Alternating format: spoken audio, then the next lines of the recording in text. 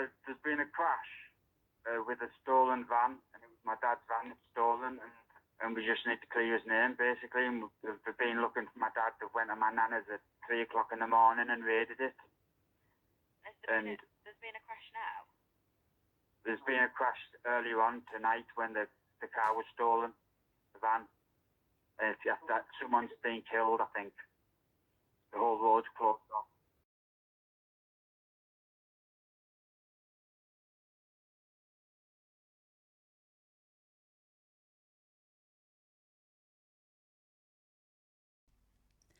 Welcome back to Orange Room Cases.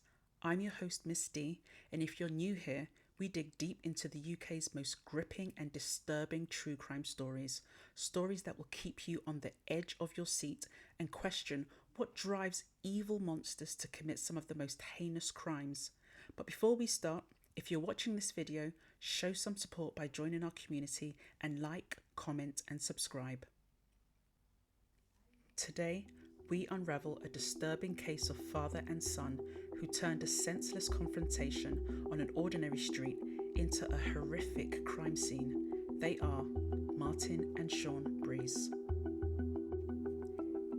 In the summer of 2024, Ingleby Barwick, a quiet estate in Teesside, was the kind of place where you might expect drama in the local gossip pages. But behind one row of small businesses, a feud was brewing, one that would soon spill onto the streets in the most brutal way possible. Martin Breeze was known locally as a man with a short fuse. His son, Shaun Breeze, was often by his side. The two were inseparable, but their loyalty towards each other would soon lead them down a dark and sinister path of no return.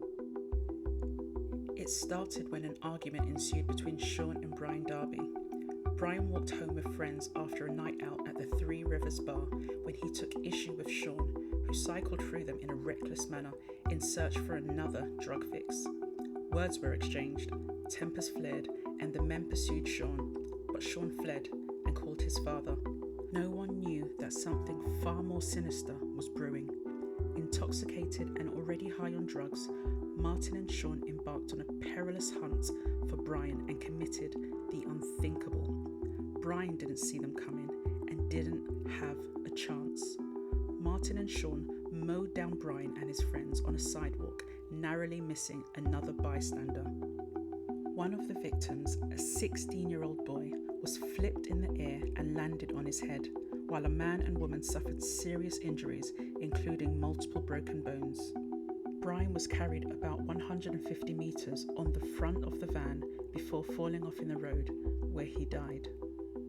Shockingly, the Breezes abandoned the heavily damaged van a few streets away, then ran back home to take more drugs. And it gets worse. The following morning, they rang the police to report the van stolen in a brazen attempt to get away with murder. Hello. Yeah, there's been a crash with a stolen van, and it was my dad's van that's stolen, and we just need to clear his name, basically. And we've been looking for my dad. They went to my nana's at 3 o'clock in the morning and raided it. There's been a crash now? There's been a crash earlier on tonight when the car was stolen, the van. That someone's been killed, I think. The whole road's closed off. Prosecutors said that the vehicle was driven straight at the group with tyre tracks showing clear evidence it did not try to steer away or brake. Within hours, police had sealed off the street. The Breeze van was found abandoned, showing the impact of the carnage left behind. Inside, evidence of a deliberate act, no skid marks at the scene, no attempt to brake. Detectives pieced together the CCTV trail. It painted a disturbing picture. This wasn't panic. It wasn't reckless driving. This was targeted, calculated, and utterly remorseless. When Martin and Shaun were arrested, neither expressed remorse. They denied murder, but the footage, the eyewitness accounts, they told another story. Martin Breeze claimed he lost control of the van while he was off his head on drugs and that the crash was an accident. In court, the prosecution called it exactly what it was, a revenge attack using a vehicle as a weapon. The jury agreed. Following a 2-week trial, jurors reached their verdict after 4 hours of deliberation. Martin Breeze was found guilty of murder, attempted murder, and grievous bodily harm. He was sentenced to life in prison with a minimum term of 32 years, a sentence so long that the judge told him he was likely to die in prison. Shaun Breeze, on the other hand, was convicted of manslaughter and other offences and sentenced to 16 years in prison. The judge's words were damning. Your actions that night were as cowardly as they were deadly. Brian's family described him as a kind gentleman, a husband, a father, a friend who had simply been in the wrong place at the wrong time. His death was senseless and preventable. This should never have happened to Brian.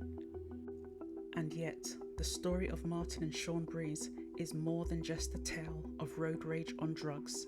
It's a warning about how far vengeance can drive people and how innocent lives can be lost and stolen in a heartbeat.